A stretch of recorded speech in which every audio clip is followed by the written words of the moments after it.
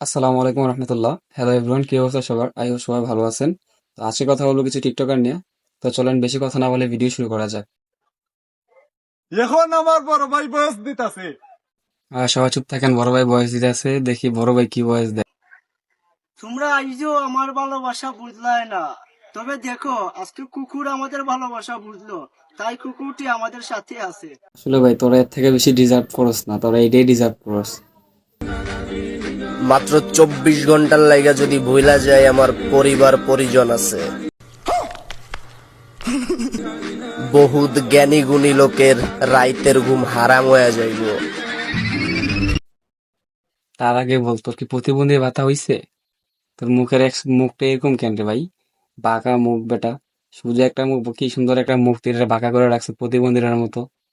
তো ভাই লোক, আজকের ভিডিও এখানেই শেষ।